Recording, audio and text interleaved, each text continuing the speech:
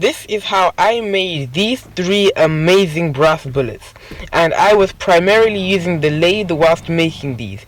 I ended up sanding them all the way up to 10,000 grit sandpaper and got a really nice finish on them. I ended up learning a lot during the process, and they turned out exactly how I hoped.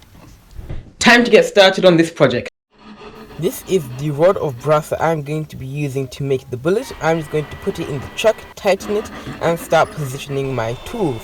This is the bullet that I'm going to make, the second one. I made all the sketches as references to the bullets I may make in the future. So I plugged it in and turned it on. Now I can start positioning the tool and start getting ready to mark out the bullet head and the barrel of the bullet. So I set the tool at an angle of 8 degrees, and now I can start cutting it down and getting the rough shape of the bullet that I'm going to be making. That is the rough shape of the bullet. I can turn off the lathe and get the file so that I can get the finished shape. So I'm going to move the tool out of the way completely because I don't need to be hitting my hand off that.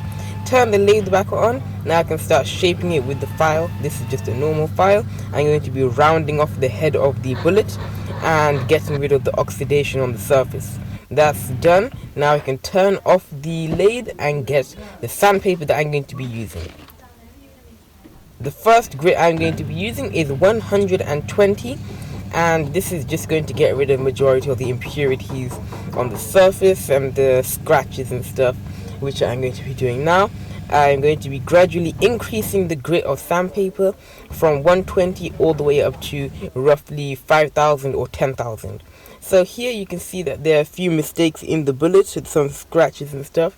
And later on I needed to redo that, start sanding it from 120 grit sandpaper all over again. So I can close the vise, take the bullet out of the lathe, and start sawing off the bullet from the rod of brass, making sure to have it as level as possible. So I didn't know at that time that I actually needed to redo the bullet and the sanding process, and I was quite annoyed afterwards. So I wrapped it in some paper so that I can stop the chuck from making any marks on the bullet, and I can surface the bottom of it. Now I'm just opening up the chuck and putting the bullet inside of it and start setting up the machine so that I can position the surfacing tool and start sanding the bottom of it.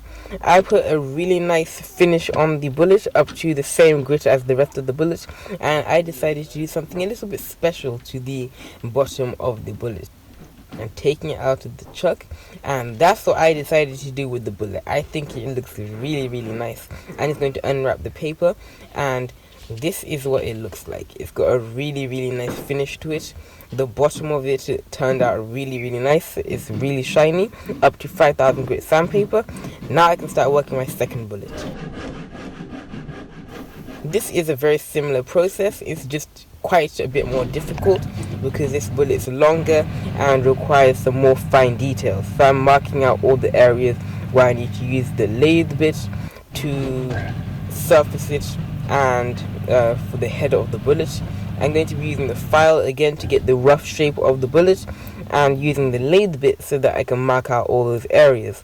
This is using a lot of sandpaper and a lot of time with the file. So I'm just going to be sanding it up to 4,000 grit sandpaper this time. I thought a bit of a duller finish would be nice. So I'm going to be taking it out of the chuck, and I can get ready to cut off the bullet from the remaining rod. And just closing up the vise and putting it in, and now I can cut down the bullet. Alright, I'm just about to finish sawing the bullet, and I actually love sawing brass. It's got this weird feel to it. It's slippery, it's easy to cut through, and it ends up being really nice.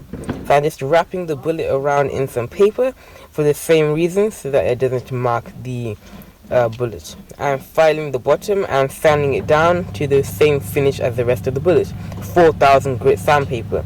Now I can take it out of the vise without any marks on the bullet, and it looks really nice.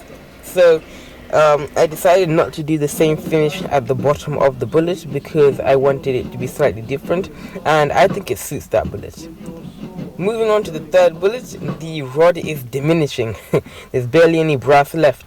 Now I'm working on this bullet. This one is the most unique out of the bunch, and it's got a lot more of a pointy top, which is why I'm filing it a lot more. This one requires significantly more time to file it. Now I'm just making those little holes in the brass using the parting tool, and it gives the bullet some depth. Now I'm just radiusing the bottom of the bullet, that way it has the desired effect, and making sure that the bottom is flat. I'm also sanding it all the way down to 5,000 grit sandpaper total, and it was really hard to sand it because it kept jiggling about in the vise, so I had to make sure it's secured. Now I'm taking it out, and look at that. Ooh, that just looks really, really nice. Very unique, very different from the rest. Those are all three side by side. Alright, so that is the end of this video. Please leave a like on this video, subscribe if you're new. Also comment down below what you thought of this video. See you next time.